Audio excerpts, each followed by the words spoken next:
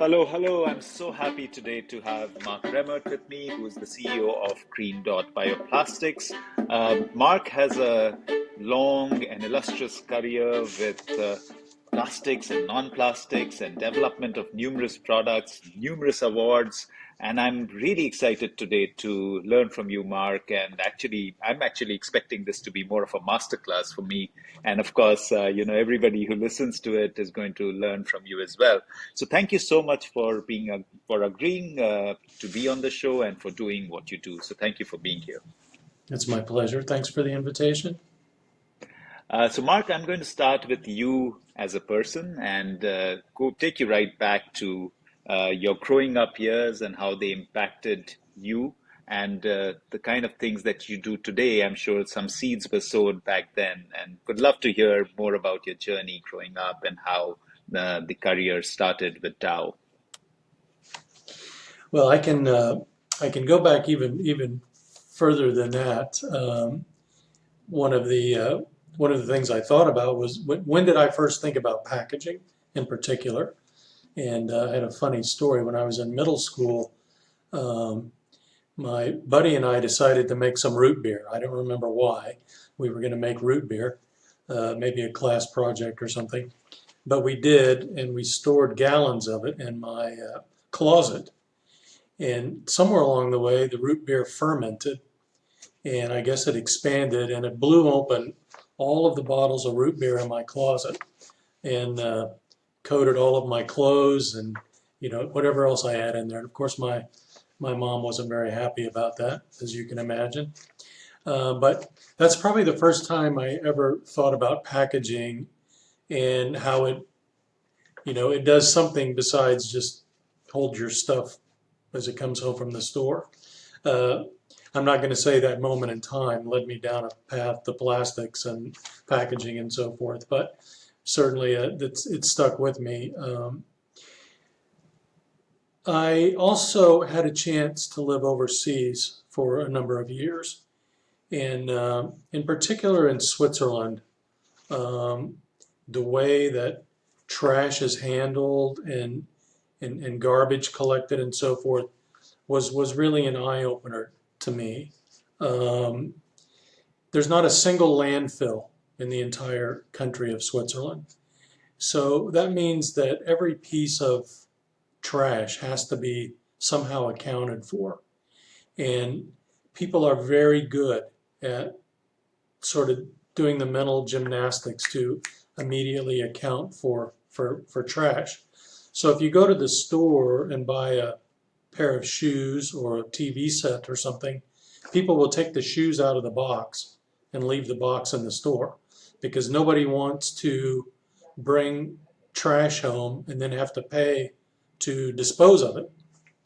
On the other hand, anything that's compostable, yard waste, food waste, whatever, goes in a giant composting bin, and that's free. They will pick that up for free and compost it.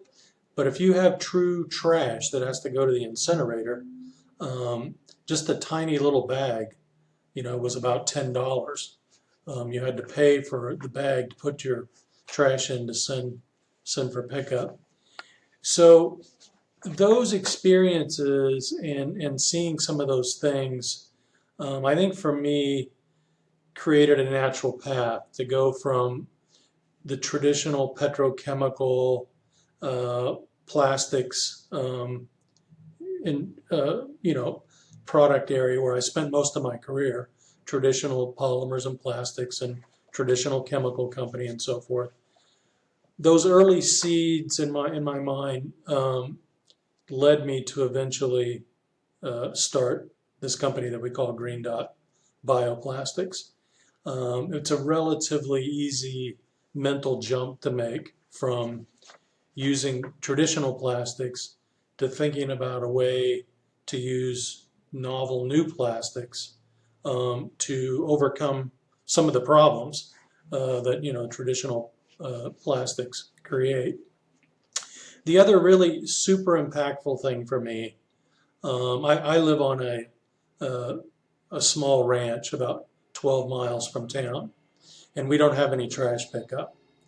So anything that we take back to the ranch has to either be brought back to town in the form of trash, or it has to be recycled, or it has to be composted.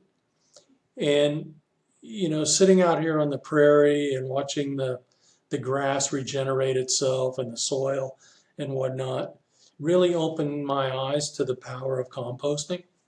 At my place, we have three composting, uh, you know, bins, piles, whatever you want to call it. There's one in the garden, there's one by the barn, and there's one for food scraps and waste from the house. And so anything that's organic, we are composting it right in situ, as they say, right on the spot. And that's actually a tremendous amount of waste. We know that about half the stuff that goes to landfills in the U.S. is organic waste, and it can be composted. So the real life experience of that, also um, because the things that are composted have to go back to town, we're really conscious about sorting that for recycle. So, there's a huge bin for cardboard, uh, glass, aluminum, and we're actually able to go a month with generally only filling about 2 bags of what we would call trash. Everything else, we can either compost it or we can recycle it. And after you do that for a while, it really doesn't take much effort. I mean, just mentally, uh, even before you bring it home, okay, where am I going to put this? Where's it going to go? And I am more conscious about bringing home some things that are difficult to dispose of.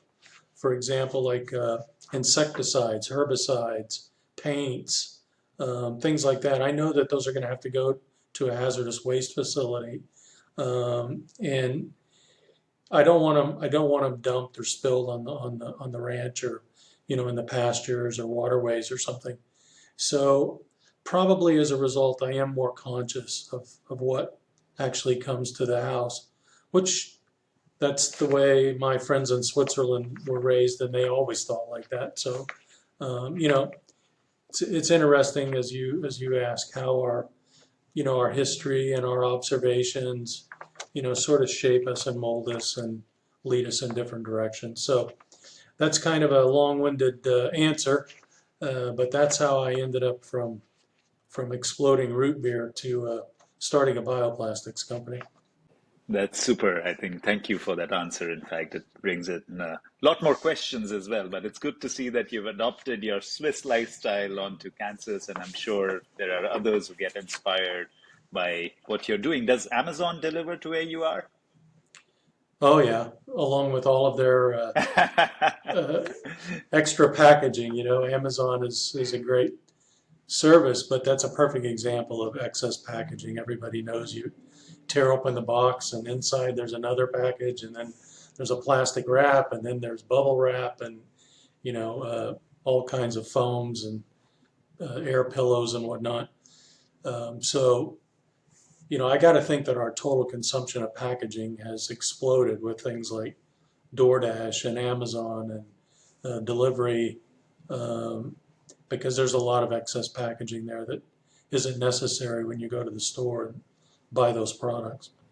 So that's actually very similar to how you are living your life is how we live our lives. But yeah, that's our failing. We still the convenience of Amazon is still quite strong, and although they are improving on their packaging, but yeah, the for a little thing there's a huge box, and of course Yeah, then a multi-layered kind of system. So that's what's filling our boxes, at least even if it's the recycle, or as we would know it as downcycle kind of box that still gets filled up. So that's something we have to improve on. But I want to delve a little deeper into your career with Dow, because this is really interesting. As I was reading more and more about it, it was because there are amazing companies there in terms of the kind of innovations that they do. You headed Styron, which is a company that I know did a lot of innovations, and again, engineering plastics in Switzerland.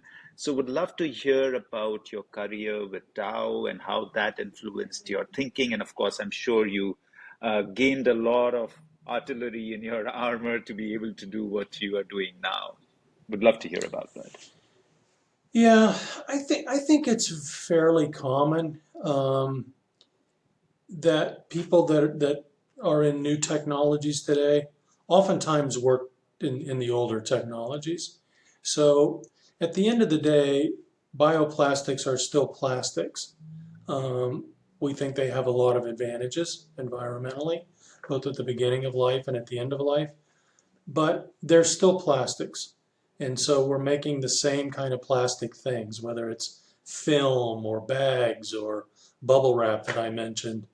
Whether you make it out of traditional plastics or bioplastics, you're still concerned with the same kind of things, building molds, building dyes, um, using processing machinery to make a film or make a sheet, thermoforming, the way that you make a drink lid or a cup or something. Those are all the same processes, um, with whether it's a petrochemical plastic or a bioplastic. And so all of that auxiliary knowledge around design, fabrication, specification, calculating the material science, tensile strengths and impact and stretch and fatigue, all of those things apply whether it's a bioplastic or a traditional plastic. And I think the same thing is true in other call it green technologies. So, most of the people working with electric vehicles today come from a background in internal combustion engine vehicles. Um, so maybe the design of the car is different, but the roads, the interior, the traffic, everything else is the same, as well as a lot of the manufacturing, assembly, and so forth. Alternative energy, solar, wind, whatever. Most of the people working in that industry come from traditional utilities and power companies and so forth. Um, and in many cases, the same companies are doing both. I mean, Ford is making both electric vehicles and internal combustion vehicles. Our local power company is producing both wind and solar, as well as coal and nuclear, and so I sometimes people are a bit surprised that kind of so easy for me to move from petrochemicals to bioplastics, but I say that 90% of my ecosystem is the same people. It's the same fabricators, the same um, end-use customers, same machinery builders. So there's some specific areas, obviously, for bioplastics, but generally, it's a whole world of plastics. And honestly, most of our customers, 90% of what they buy today is still petrochemical based plastics, but they are also buying bioplastics for specific applications. So I think it's a relatively easy transition to make, at least the mental part of that. And I'm sure there's a lot of learning that comes from so many years of building products and creating new substrates and things like that. And of course, there's this shift that happens in 2011 after many, many years with Dow. What enabled that? How did that happen? This whole idea of starting with Green Dot Holdings and then bioplastics. Tell us the story behind that. Yeah, I mean, it was a little bit accidental, as oftentimes these things are. Just the right ecosystem of people. There were actually a group of people on the East Coast, out of New York, that were interested in investing in bioplastic technology. They felt like that would really be the future. Um, I had finished my time with Dow, and we sold the Styron to a group of investors. Um, it was time for me to return to the U.S. My older kids were ready to start college, so I was in the process of moving back, and I met this group of potential investors, and I also met a group of people at the Kansas Bioscience Authority, which at that time was probably one of the premier government affiliated research uh, promotion groups in the US. And they were very interested in promoting biotechnology, uh, pharma, animal health, things like that, but also material science around forestry and agronomy related inputs. And so all of that came together literally within a couple of months. And a group of investors offered to put up the seed money to start the company if I would agree to, you know, lead it. And the Kansas Bioscience Authority and then a couple of universities gave us some grants and some access to some research. And you know, it felt like almost overnight we had started a bioplastic company. And at that time, um, you know, the word bioplastic was not very common. You know, it was very, very much in its infancy. And there was really only one commercial bioplastic material available at that time. That was PLA, which I had actually worked on years before when I was at Dow. So it happened quickly, but it happened because there were a whole bunch of like-minded people in the same room, and without knowing exactly where this was going to go, and without a big fancy business plan and whatnot, we just set about to start doing research. And the first few years of the company, we were 100% research. We didn't own any assets or um, you know, we didn't have any products, we didn't have any technology. We just believed that someday plastics were going to be made in a more sustainable way with more sustainable inputs, and that there would be a better end of life story to go with it.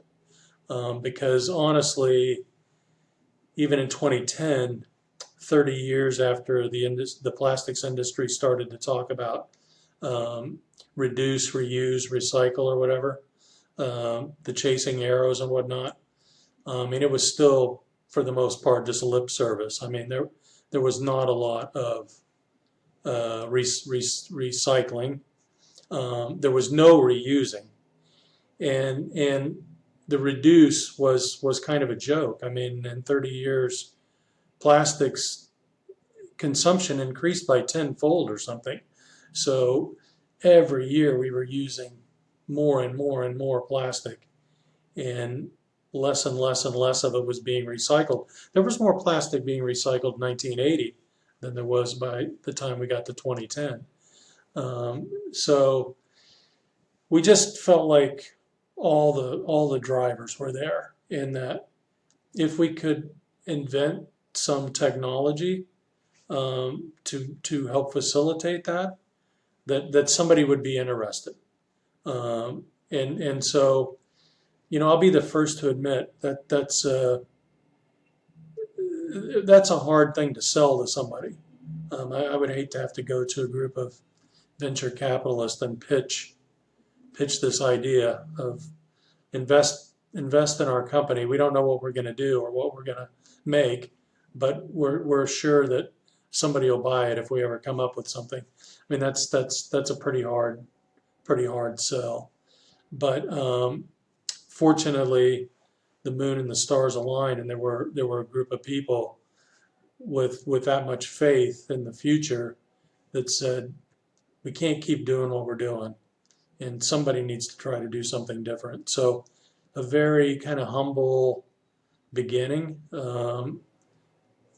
Some days I think I must have been crazy back then, to even set about, you know, trying to do something like that. But it's been tremendously rewarding, and you know, here we are a number of years later, and we really have some great products. So um, Yeah, that's how it started.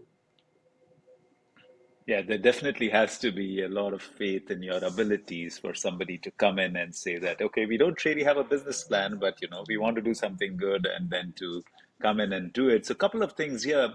Uh, One, you could have gone into anything, right? Like you could have gone into your traditional another company plastic role. So there has to be something on your mind that wanted to make that shift. That's the first part. The second is a very interesting statistic that you just gave, and I had no idea about this, that there was more recycling in 1980 versus 2010. So I presume it's to do with the kind of plastics that are being produced in terms of the gauge, the thickness, etc., etc. Would love for me to learn on why that is. But before that, what was it in you that you could have found another good petrochemical company to work with, or done something in that domain, but you chose something different, and then of course the statistics. Thank you.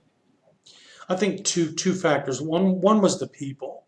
This group of people that came together. I did really like them and respect them, and I felt like we were gonna take this journey together. And I didn't know exactly where it was gonna go, but obviously I was gonna have a lot of input on what we did do with it. But that group of people were really special. They were people that were thinking about something bigger than themselves. They were strong environmentalists, and then we got teamed up with some really good scientists to go with it. So that was part of it. The other thing, moving back to the ranch, if you will, had a profound effect on me mentally. So I'd been living in Seoul, Korea for 7 years, 25 million people, extremely crowded, congested. Um, I don't think I ever saw a star in 7 years. I mean, at night it's so bright, and barely saw a blade of grass or a tree or anything else. And then moving to Switzerland, well, it's a beautiful country. I was living, outside of Zurich, still quite crowded, not much space. Unless I took a trip to the mountains, didn't really observe, nature of any kind. And suddenly I returned to the wide open prairie where my nearest neighbor, a mile away, um, to the south of me, I don't run into another house for 20 miles. I'm at the end of a no maintenance road. I drive 12 miles out of town to go home, and half of that's on gravel and dirt roads. And so, watching this tremendous ecosystem of what we call the tall grass prairie, its ability to renew and regenerate. Most people don't realize it, but these tall grass prairies, the roots are 6 to 10 feet below ground. There's much more biomass below the ground than above the ground. There's as much biomass in an acre of prairie as there is in an acre of Amazon rainforest. In the rainforest, the vegetation is above the ground, and in the prairie, it's below the ground. And and thinking about how this ecosystem is able to regenerate itself and recycle itself. And I'll freely admit, in 2010 or whatever, I didn't know as much about it as I do today. But this idea that we could take these renewable resources and make something out of it, and then have it return to nature, um, as basic elements to fuel more growth. There was something really compelling about that. And a lot of people ask me, well, did you feel guilty for all those years polluting the planet and making all this nasty stuff? No, I don't feel guilty about that, and I'm not a huge critic of petrochemical plastics. They bring a lot of economy and safety and hygiene, and plastics have been good for humankind. but we can't continue to make them and use them and dispose of them the way we have the last 50 or 60 years. I mean, virtually every single piece of plastic that's ever been made is still with us. It may be buried in a landfill, it may be in a river, it may be in the ocean, maybe on the bottom of the ocean, but it's all still here. We've only recycled a very small amount, and even when we do recycle it, we get one more use out of it, and then we throw it away. So we haven't really done anything. We take a milk bottle and we turn it into a coat hanger, and then the coat hanger breaks and it goes in the landfill. So recycling is a good use of energy, and it's efficient and so forth, but it doesn't do away with the end of life problem of plastics. It just delays it. Instead of using the milk bottle for 1 week and recycling it, we use the coat hanger for 2 years or something, or 3 years, and then we get rid of that. But we've just turned 1 week into 3 years. We haven't changed the mass balance. So, this idea of plastics that could biodegrade and could be compostable was quite intellectually intriguing to me. And I'm a scientist by trade, or by education, not a business guy. So, that had a lot of persuasion for me. So. What about the idea, just the second part of the question, that there is less recycling than 1980, and why is that? Well, have a guest on from the recycling industry. They'll give you a better answer than me. I'm certainly not an expert on recycling, but I think one of the problems is the complexity of packages today. So in 1960, 70, 80, when plastics first started to be used, they mimicked glass and aluminum and steel and whatnot. So kind of the same kind of a bottle or a can or something like that. And they were almost all made out of one single type of material. So, and there weren't very many different types of material. There was polystyrene and polyethylene, polypropylene. And that was really about it for packaging. PET wasn't really in use yet then. So there were fewer materials. It was much simpler for somebody to look at it and say, okay, I know what this is. This is a milk jug. People didn't, they didn't have the chasing arrows and number 1, 2, 3 and whatever. But they kind of knew, and so when those arrows did come out, people could look at it and say, okay, I know what this is. This goes with all the other milk jugs, or this beer can goes with all the other aluminum beer cans. I mean, today packaging it is extremely complicated, and you get these multi-layer films that have 3 or 4 different kinds of plastic in it. Oftentimes they have a metallized layer that can't be separated. And the average person looks at that, you stare at it for, a minute, try to figure out how that could be recycled, which bin it should go in or whatever you should do with it. And then eventually you just you either close your eyes and throw it in to the, we call it the wish cycling bin. People just throw stuff in there and wish that it's going to be recycled, whether they know that it's not. Or you just chuck it in the trash can. And all you have to do is stand by all those recycling bins in the airport and watch that. The people walk over to it, they read the different signs, they look at the icons, they start to put their thing in one receptacle and then the other receptacle, and then they look inside to see what everybody else threw in there. And pretty soon it's all just trash, right? I mean, the little kid goes over and throws his hot dog in with the pop cans or whatever. I think that's what's happened to our recycling today. I have no evidence to back that up, but the packaging is really complicated, and it's not clear. When you open that Amazon box, is that a polyethylene film? Is it a PET, thermoform thing. Um, and then on top of that, once people even go to all that effort, there's not a lot of facilities, good recycling facilities, and there's also not a lot of markets. I mean, it's hard to use and sell this stuff. So it's it's a it's a messed up system, and I don't know what the answer is.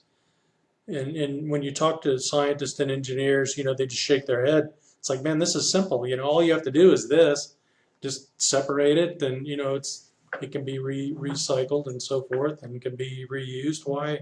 Why is it so difficult? I mean, a third grader can figure out. Why can't adults figure out what to do with this trash? But I do think there's more to the story than that. I think it's very, very complicated, especially packaging. So I don't know. I'll be interested when you have a recycling expert on your podcast. I'd like to hear their take on the story. Yeah, it makes a lot of sense though, because over time we've engineered for usage and not for disposal. And what we've done is, a strong water vapor transmission, reduced water vapor transmission and the oxygen transmission and multi-layers. You cannot separate them. And the gauges have become thinner for cost reasons, and that becomes inefficient to recycle. But it's great to hear that. It's very interesting for me to hear that statistic that actually that is visible. That and of course the whole idea of recycling or downcycling also is a little bit skewed because many times. Like you're collecting in the United States, transporting it right through to Vietnam, Malaysia, India, China, and then you're trying to take it upland and recover 50% of it or something, and which is downcycle the poorer grade and then transport it all the way back. So again, you know, I totally agree with you. It doesn't make sense in any way. It has to evolve into a different system, and that takes me. You guys hit the ground running because what I see is that immediately you were getting into very interesting products. There were patents coming out. Like if I look at 2011, 12, 13, it is immediately you're being recognized as pioneers in the bioplastics domain. So what was that like to actually hit the ground running and start coming out with products? And the recognition seems to have uh, flowed in very, very quickly. Yeah. Um, I don't know whether that early success was a blessing or a curse, um, because we went from a, purely a research company to within a year needing to sell commercial products. So we developed and commercialized a biodegradable rubber, um, and that was our first product, and it was it was successful. But when we began to develop and commercialize it had never been made. It had never been manufactured. So we had to figure out how to manufacture this product. We had to figure out what it was good for. Um, we got lucky that we we picked an application, and it was wildly successful. So our first product were phone cases, and we picked that simply because we wanted an application that we could put this material in the hands of millions of people, and they could touch it and they could feel it. And in the early days of the company, we would talk to engineers at automotive companies or something, and they would ask a billion questions that we didn't have the answer to. What's the flex modulus? What's the UV shift under different outdoor environments or whatever? We didn't have the answers to those questions. It was too new of a material. So we said, let's just make something that everybody can touch and feel. They can pull on it. They can stretch it. Um, we didn't really think that we would sell very many of those uh, phone covers. Um, but again, luck, the REI stores picked them up, and immediately we were in business making a product. it wasn't a good product for us to make. We were not retail people. We didn't even know what an SKU was or a barcode or, I mean, we were really not good at that part of it. And in a way, it kind of detracted from the science. But it did allow us to go raise money from investors that now had a proof point, and they could see that we were making progress. So that was the upside. We were able to raise money, and with that money, we did an acquisition of another bioplastic company. And so then we were off and running. And still at that point, I would say we didn't have a huge business model and plan and vision where we were going to go next. We were successful, and nobody likes to walk away from success. I certainly didn't feel like I could tell the investors, well, okay, this is successful. Well, let's don't get carried away. Let's go work on something else. I mean, that's really hard to do. And we still make those products today, and they have some great applications. But I knew that wasn't long term where the company ought to go. That especially biodegradable plastics really belong in packaging, single use, disposable, throwaway products. The millions of things that we buy and use for, in some cases, a few seconds, like a grocery bag. I forget the actual functional life when that bag is doing something. It's something like 12 seconds. It's from the store to the car and the car to the house, and that's it. The rest of the time it's just sitting around taking up space, or it's in the trash. So there are thousands, tens of thousands, hundreds of thousands of things like that every day that we use for minutes or seconds or hours, and then they're gone. And so I always believed that's where we would end up, but we didn't have the right products, we didn't have the right technology, we didn't have enough capacity. Packaging, you just can't hang a sign out and say I'm in packaging. I mean, those applications use gazillions of pounds of product, and nobody's going to buy it from you if you can only make a thimbleful. I mean, it's just not worth their time. So we had a lot to do, and we started on that in 2015, seeking the technology, seeking the material science, seeking the development to make products specifically for packaging.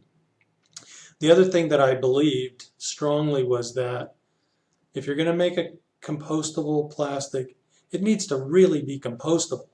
And a lot of the early stuff, like PLA, which is a great material, and it's revolutionized the industry, but it's not super biodegradable, and it doesn't compost easily.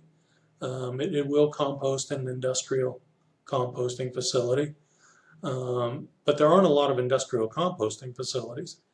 So I wanted to develop products that would be home compostable. I was also interested in marine biodegradable. So if something ended up in the ocean, it would have a chance to biodegrade. Over the course of time, many people have come out intensely against the idea of marine biodegradable, and I don't disagree with them. If you tell somebody that something will biodegrade in the ocean, I mean, there's a bigger chance that it's going to end up in the ocean, and that's not a good thing. So we dropped the idea of marine biodegradability, but all of the new products that we're launching and certifying are home compostable, so that at least there's one more chance for it to have a good end of life story without relying on a third party, taking it somewhere, industrially composting it. There's nothing wrong with industrial compostability, obviously, but we wanted end users and the big CPGs to be able to tell a story that, look, if you want to compost this, at home in your garden or whatever, you can do so.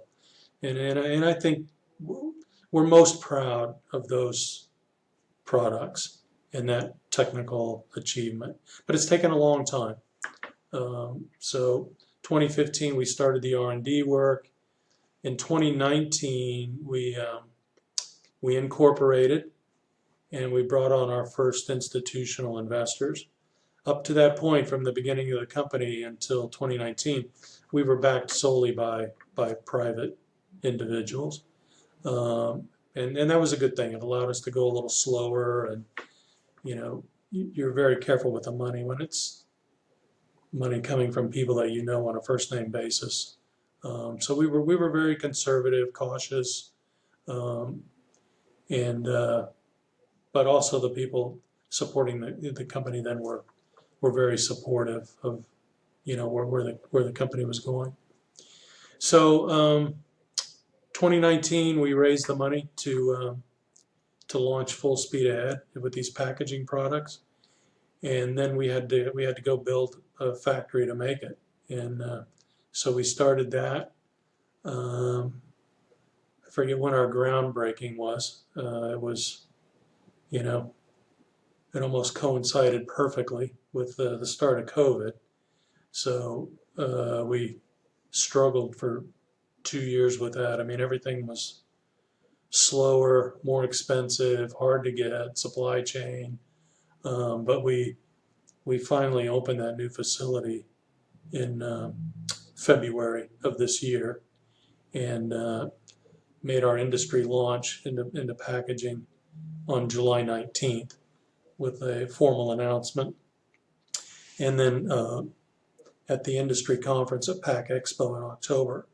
So this is real time for us. We were just now, starting to take these products and sell them in commercial packaging and single-use applications.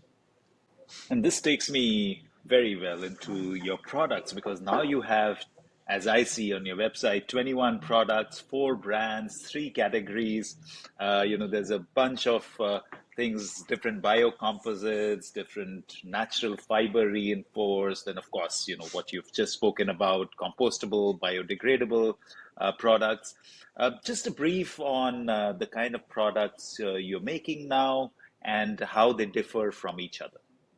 Okay, some of this follows the evolution of the company. So what we call TerraTech Flex, those are the original biodegradable elastomers. And that was the original technology of the company. It's very interesting technology, great products, but it's fairly nichey, I guess you would say. Smaller, kind of more one-off applications. And again, great products. We still make them. We love them. Customers love them. But not necessarily the best kind of intellectual use of a biodegradable material, because it's going into things like phone cases. We still sell for phone cases, toys, pet products, a little bit of packaging, but not traditional kinds of packaging you're thinking of, but specialty valves and things like that. The biocomposites came with the next evolution of the company. So when we acquired another company, they had a lot of technology around adding organic fibers and fillers to plastics. And we have expanded that to think about what we call zero waste.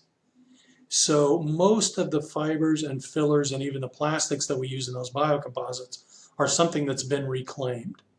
And oftentimes it's reclaimed from the company that might want to use it. So we might take scrap out of an automotive plant. Maybe it's door panels or something, the trim off of that. And then we reclaim the fibers out of that and put it back in plastic for another application, either at that automotive company or some other company. So you can imagine, as big manufacturing companies are driving to zero waste, the ability to take some scrap, picture sawdust coming out of a window factory or a furniture factory, or uh, some kind of fiber being reclaimed from carpet mills or whatever. The ability to take that scrap and turn it back into a useful product um, is quite compelling. But again, it's still, what I would call kind of nichey. It's kind of a one-off set of raw materials, one-off set of customers, um, and there's a lot of engineering, and but we're quite good at it. We do that probably better than anybody in the world, handling natural fibers, and we can even put it in high heat materials. Like we can put fibers in nylon, which typically, if you heat something to the temperature of nylon, the fibers are going to burn up because they combust, oxidize at temperatures lower than the melting point of nylon. But we have some technology to do that kind of stuff. But the third category of materials, what we call TerraTech BD, these are the true biodegradable home and industrial compostable products. And this was my vision from the early days, that we would someday get to mass products for mass markets. We're no longer selling a one-off thing for a phone case. We're now selling, rail card type quantities to people that are going to make film, blown film, cast film. And we don't care what that film goes into. We just care the properties. Is it like polyethylene? Is it like polypropylene? Um, Whether it gets used for bubble wrap or ag mulch film or shopping bags or stretch wrap or whatever, we don't care, and we don't really get that involved in the applications.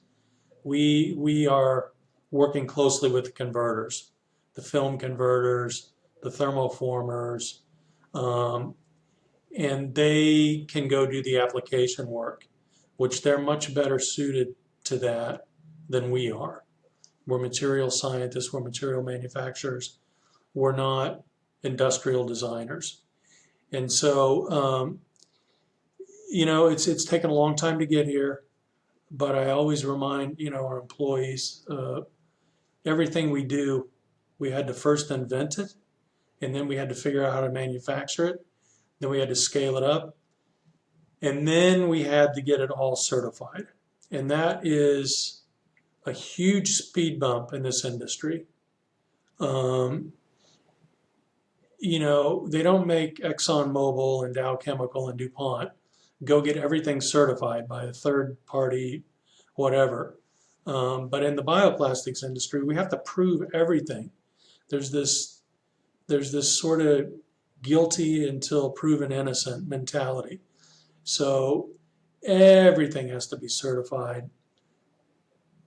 How long does it take to biodegrade? What are the parameters, of the biodegradation? What happens to the stuff that's left behind after it's composted? It's very time consuming. It's very expensive, and sometimes I think we're really doing a disservice to the industry and the planet by not putting more of these things forward. But it's kind of our own fault. I mean, there were a lot of snake oil salesmen in the early days of bioplastics, and there were a lot of people that made a lot of claims that weren't true. And so, guess what? The industry said, okay, show me. And man, did they erect a whole bunch of show me stuff. There are more ASTM standards around bioplastics than, traditional plastics for sure. But we're finally there now as a company. We've crossed all of those hurdles, and in some cases, that composting testing can take a year. Soil degradability test is 2 years long, and if you need to reformulate or something, you have to start over. So it's really, really a challenge for a small company to get through all of that. But we're there today. As you mentioned, we have 5 products that we're taking to packaging. Some of those are already tested and listed. We have 2 more products we're super excited about. They are finished with all of the testing at OWS, and we're just waiting on the listing, at TUV for home and industrial composting. Um, a couple of those products are pretty unique. One of them is capable of making a living hinge, like polypropylene. So uh, I think you know the concept of a living hinge, a container or a enclosure that can open and close many times, and it doesn't break. Polypropylene is the best plastic for that. Um, Depending on the design, it can get hundreds, if not thousands, of flexes before it breaks.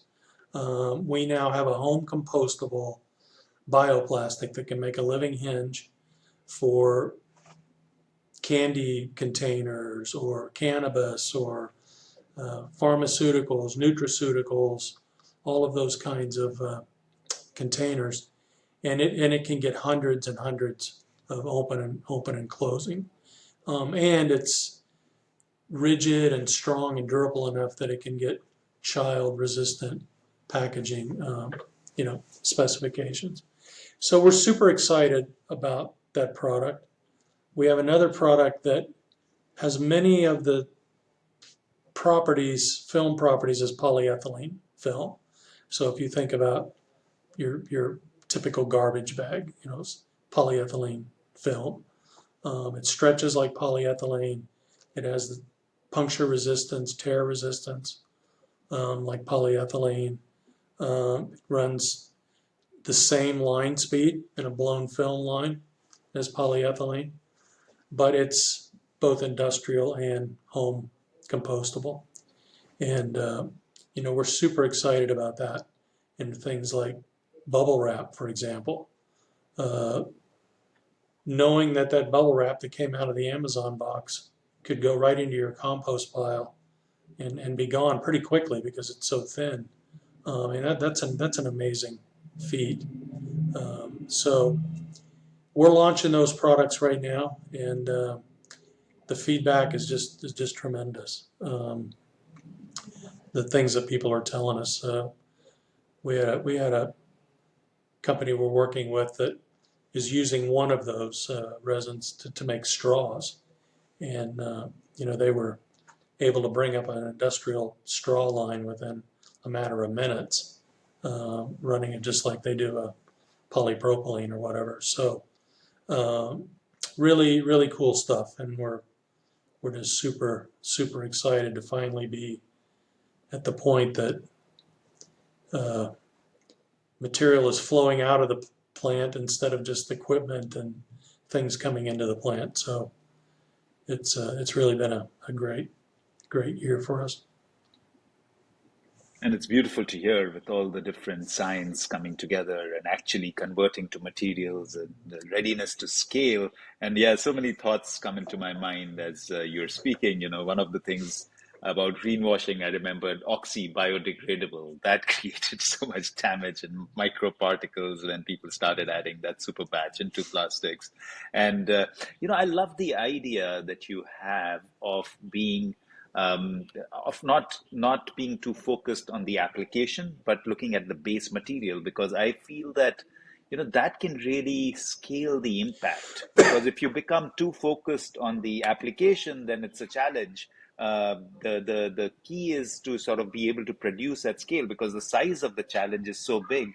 So it'll be great to hear your thinking there. And the second part is that of being able to source the amount of raw material needed for that impact. And how do you see that? What are the main feed materials that are going in?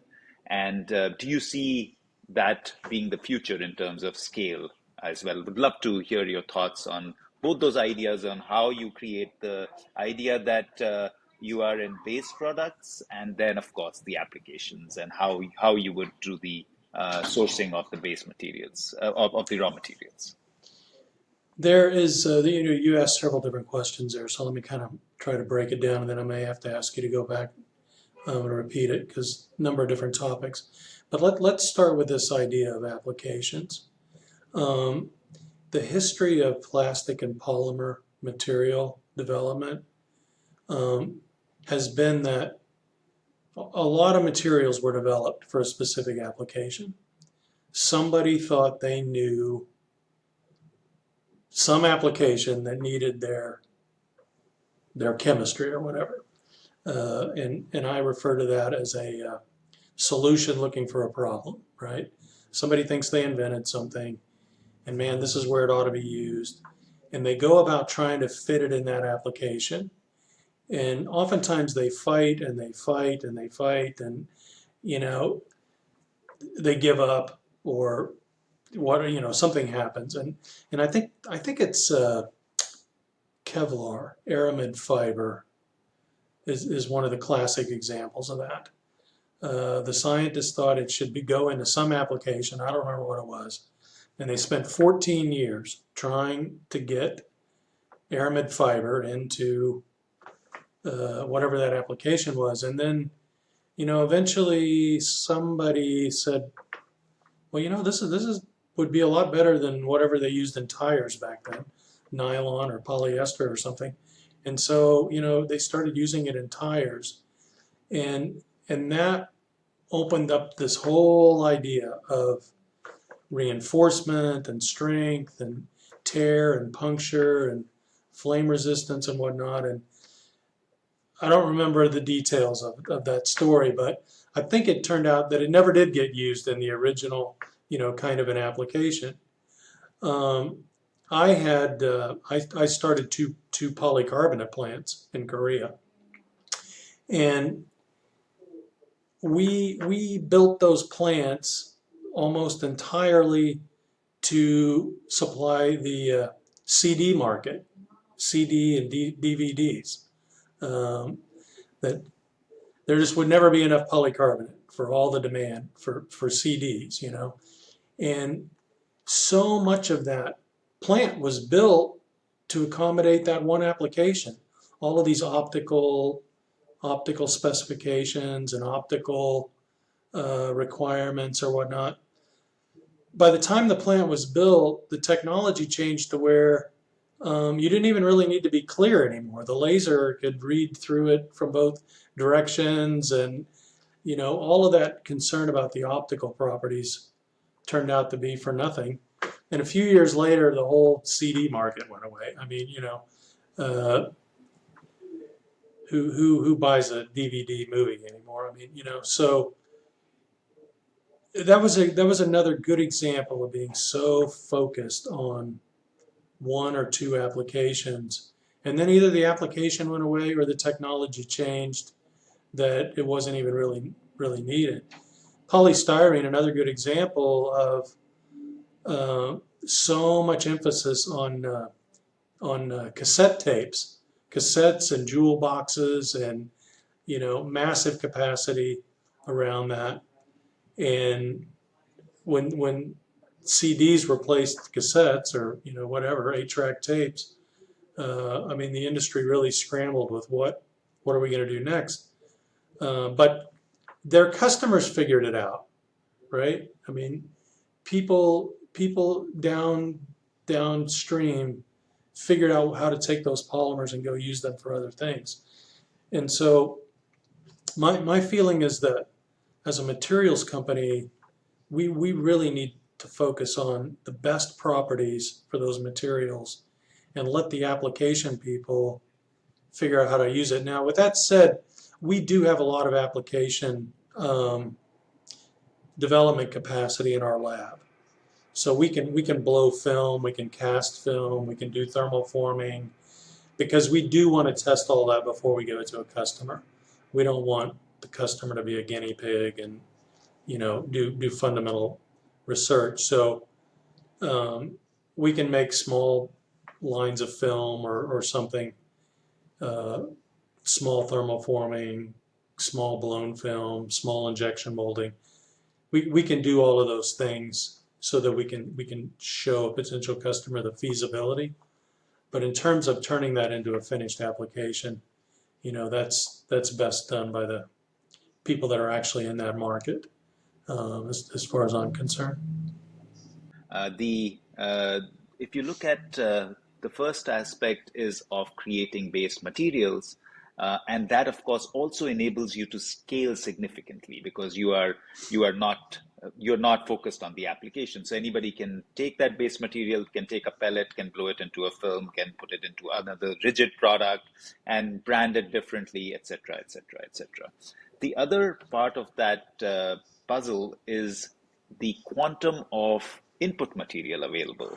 So how do you look at that, and how do you decide that this is the kind of starch you're going to use and this is the kind of fiber you're going to reinforce with? And I'm sure in your thinking there is always that idea of what can scale.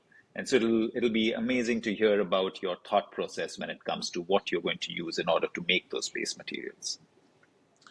Well, the good news, when it comes to bioplastics, especially the ones that are made from organic, plant-derived raw materials.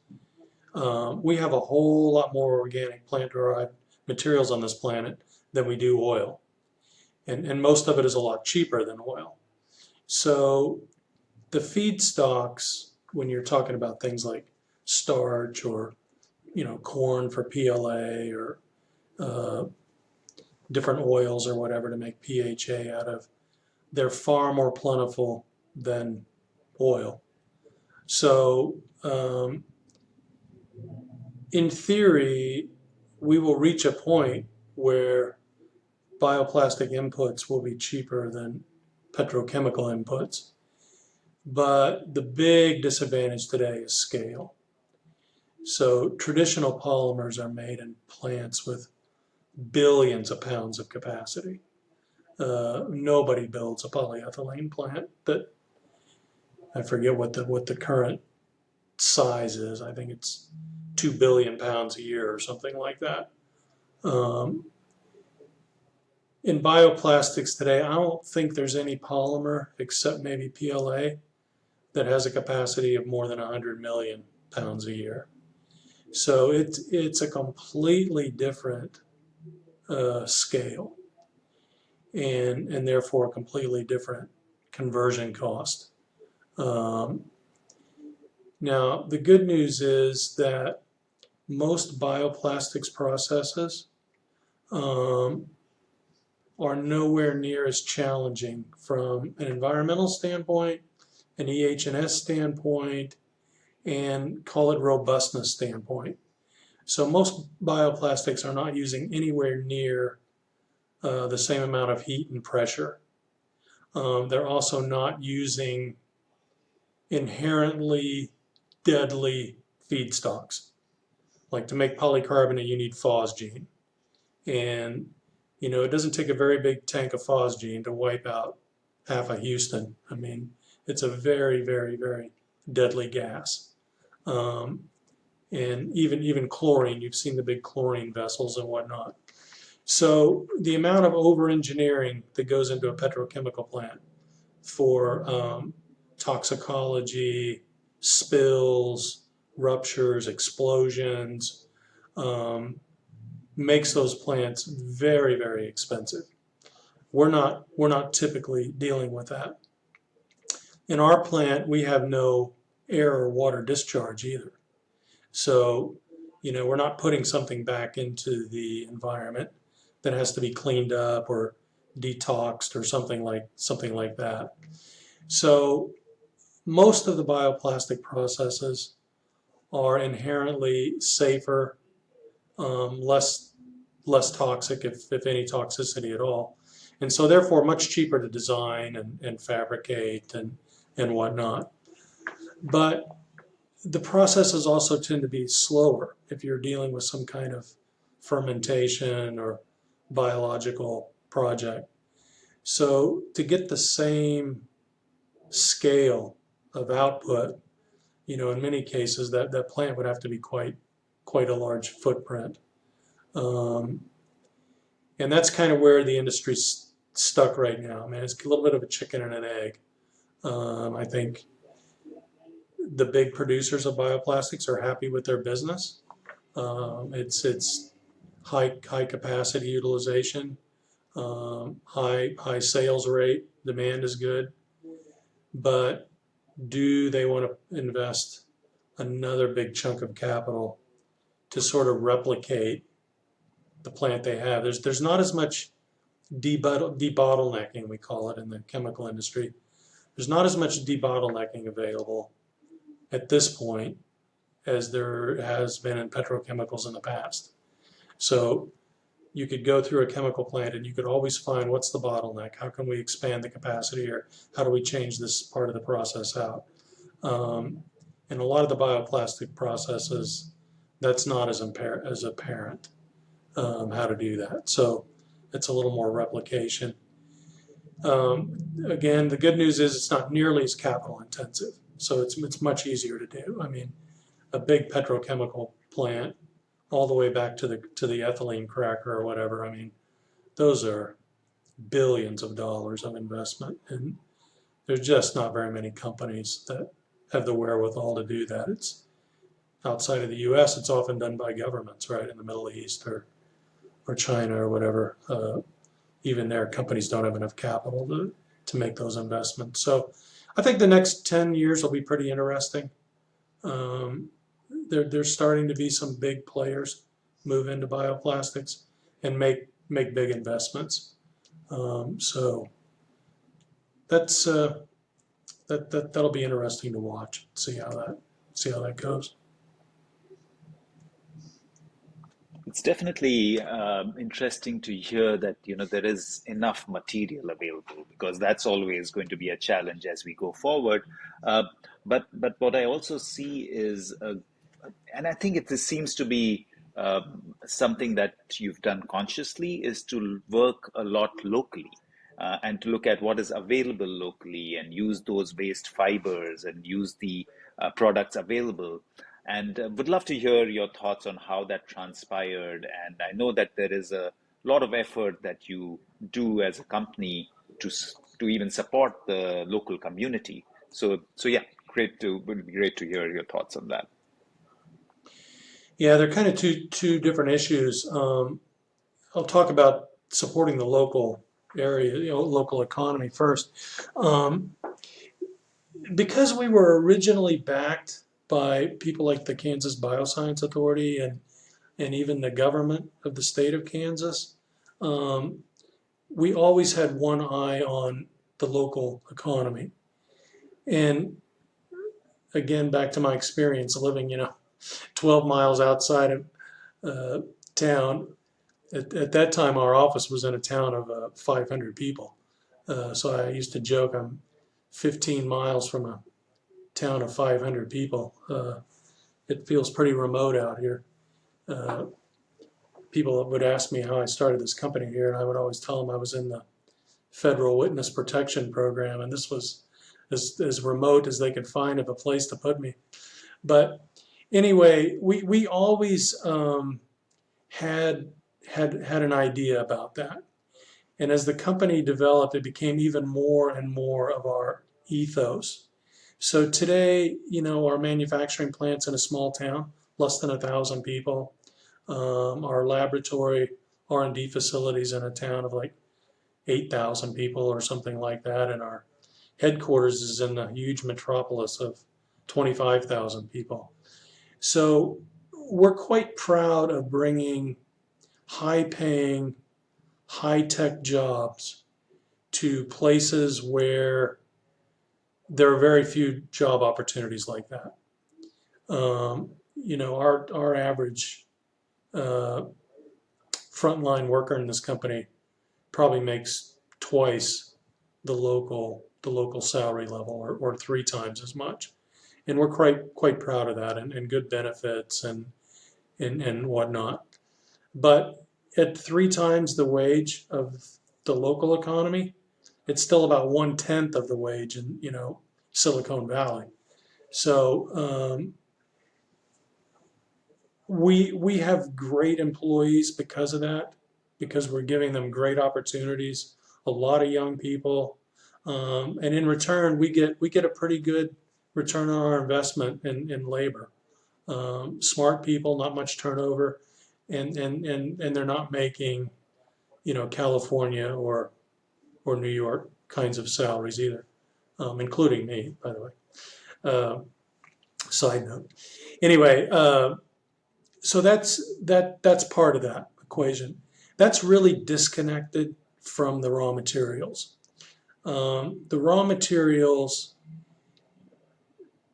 sort of just by definition, if you're talking about ag and forestry inputs, that's probably going to come from the heartland. I mean, that's where we grow ag-related commodities, and so whether we use the commodity itself or a derivative or a byproduct, that stuff is here.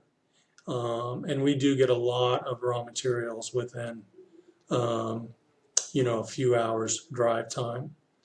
And so that's worked out really well for us. The other surprising thing is logistics. So even though our plant is in this rural town, that most people couldn't find even with a GPS, we're only 80 miles from the largest inland shipping port in the country. And so we ship a lot of stuff overseas, but even the stuff that we ship to the West Coast or to Mexico or whatever, we ship in containers. And we can get a container picked up in the morning, and by the afternoon, it's on a train headed to the Port of Long Beach. It'll be there in a few days, and 10 days later, it's being unloaded in Guangzhou, China. And the cost for that is only a couple of pennies a pound more than it cost me to send a truck to Los Angeles. So the logistics, both availability and economics, are really good in the state of Kansas. I mean, it's called a flyover state, but it probably ought to be called a drive-through state because, we have 3 interstates, and it's the main line for both the whatever it's called now, Union Pacific, Santa Fe, or the other main railroad company, as well as some of the other smaller ones, Canadian Pacific and Kansas City Southern and so forth. So rail traffic's great, truck traffic is great, access is easy, huge terminals in this part of the country. So we have a good advantage on incoming raw materials, and we have a good advantage on logistics. And I won't pretend that I knew all of that when we started the company, but it's turned out to be a really pleasant surprise. And as a result, we do look for raw materials even closer. So maybe we can use a different kind of starch.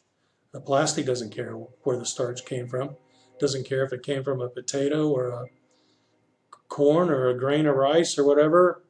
It just wants to be starch. So, we've been able to look for closer sources.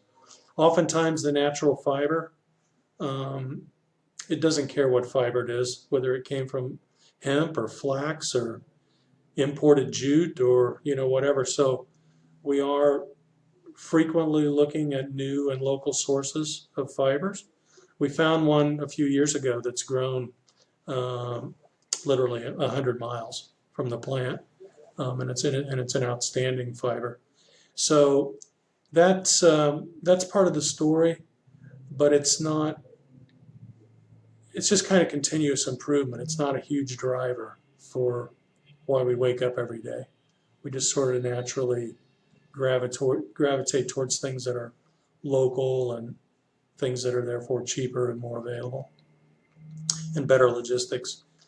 And man, did we learn that during COVID, when you couldn't get a container anywhere, and a container from Asia went from $2,000 to $20,000 to get one shipped. And boy, we were really glad that we had a lot of local sources and local customers.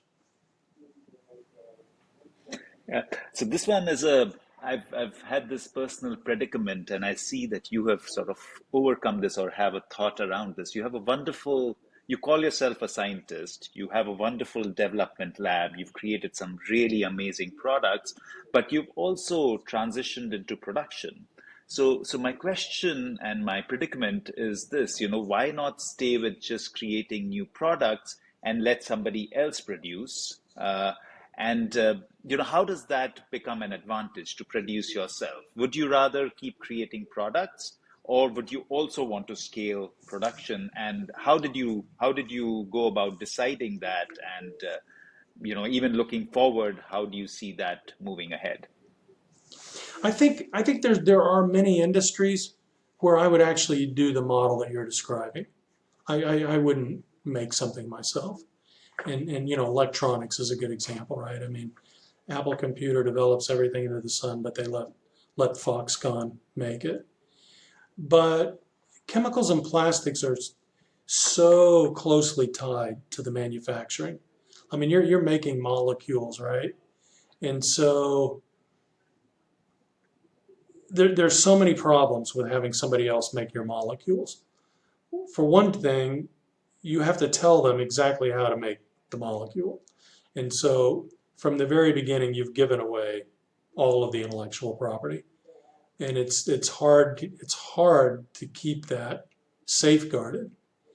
And almost inevitably, when you go from scale up, from a lab scale or benchtop scale to full scale production, in the production facility, you learn a lot of things and you make a lot of changes to the process and sometimes to the chemistry itself.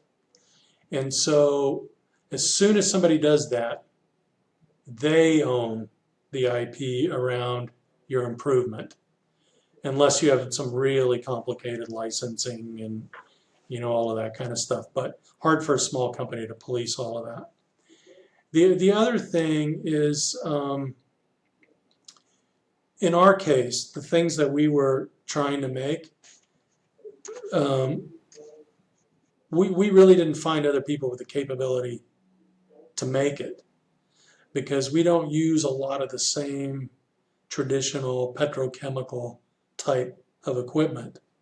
Some of the things we make are really more like food than like plastic. So we had to develop a lot of hybrid processes and a lot of hybrid equipment. And I'm not sure we could have really found somebody to make a lot of the stuff we were doing. But as soon as you sell the first thing in this industry, you really need to start working on improving it. And there's no real way to improve it when somebody else is doing your manufacturing. So um, believe me, there have been many, many, many days when I've asked myself, why don't we get somebody else to make this stuff for us? But I think it's just, and maybe my background, I'm not afraid of making things on a large scale or whatever. But yeah, it's a good question. But I know the things that we've invented in these later years, we probably would not have achieved that level of breakthrough if we were relying on somebody else to do manufacturing. So far it's worked out. Will we always have that model? I don't know. I mean, we have spun some things off already that we invented that we just said, this just doesn't fit. Um, we're not good at it either. It's a different kind of process or something. So I do think you have to be disciplined enough to say, look, this just doesn't fit, and you have to have enough humility and lack of a big ego to say, well, I'm just not going to do this, or I don't have to own everything. So that gets easier as you get older. I don't feel like I have to, own or control everything anymore. But some more venture capital models. I think that's harder for young entrepreneurs to do, harder for them to walk away maybe when they invent something. I don't know. I'm Not sure cognizant about of the that. time, so a couple of questions to sort of take it to closure. The first is that how do you see the next few years, and you can decide the timeline, 3, 5, 10, in terms of scaling, in terms of impact through scale, and how do you see Green Dot growing in the next few years?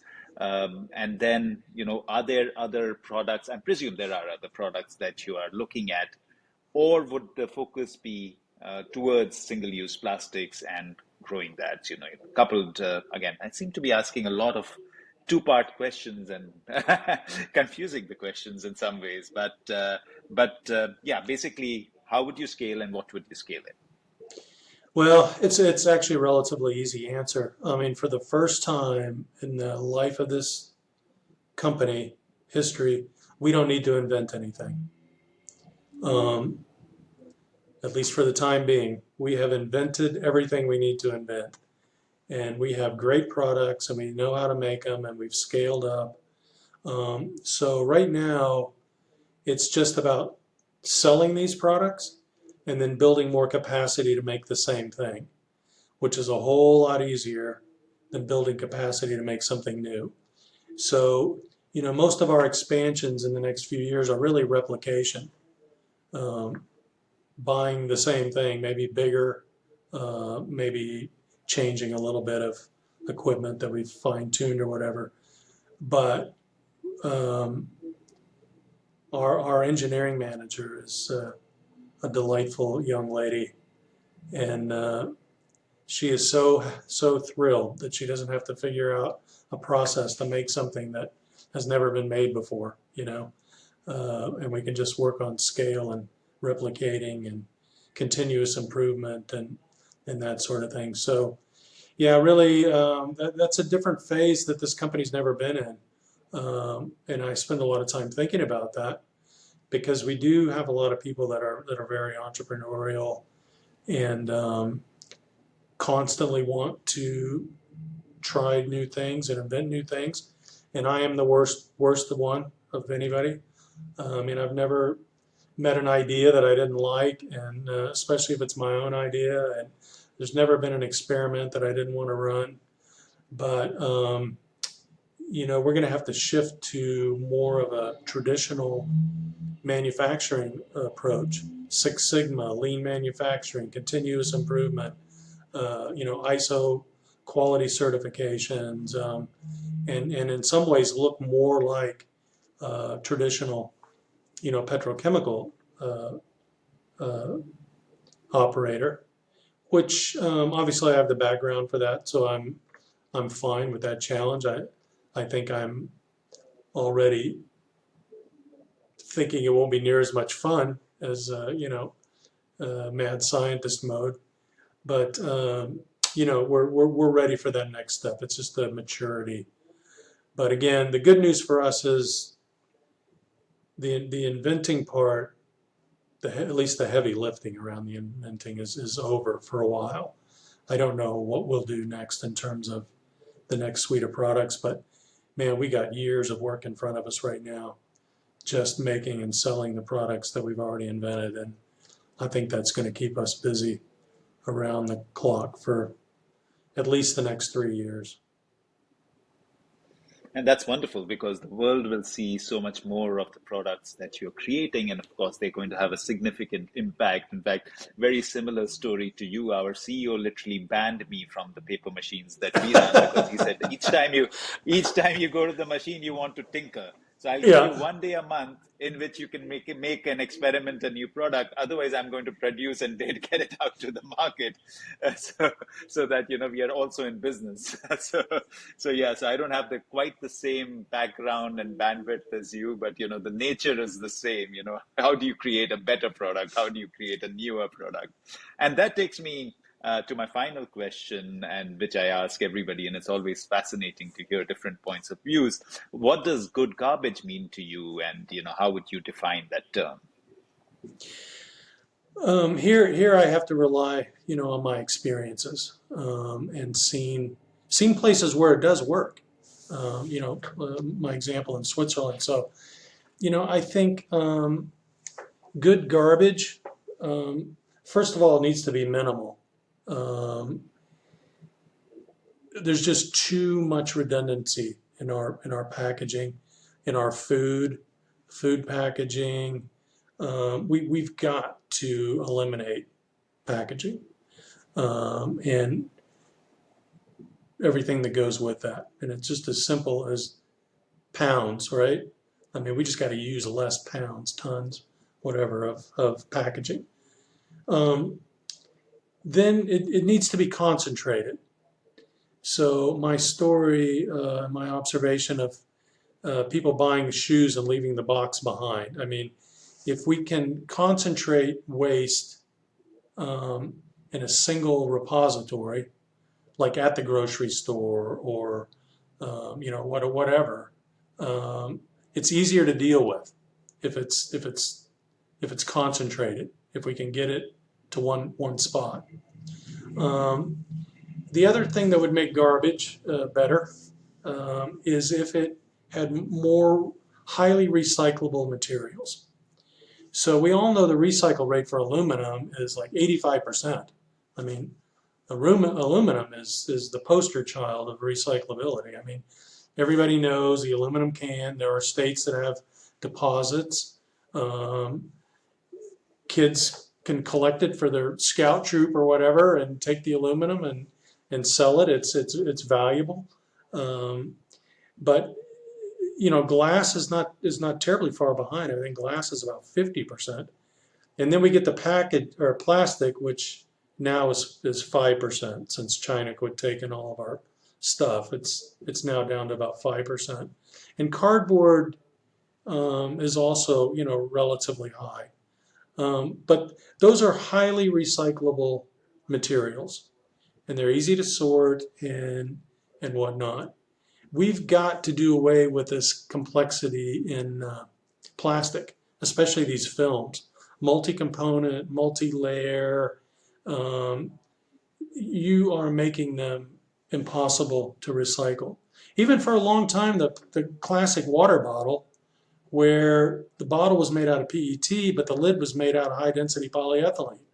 As soon as you put the lid on, you can't recycle the whole thing. I mean, and they wanted you to take the lid off and put it in a different place. And I mean, that kind of stuff has to stop. And I think you said it early on about designing for end of life as opposed to designing so that it can sit in a warehouse for 3 years and your saltines are still crisp. I mean, that kind of design mentality, I think, has to go away.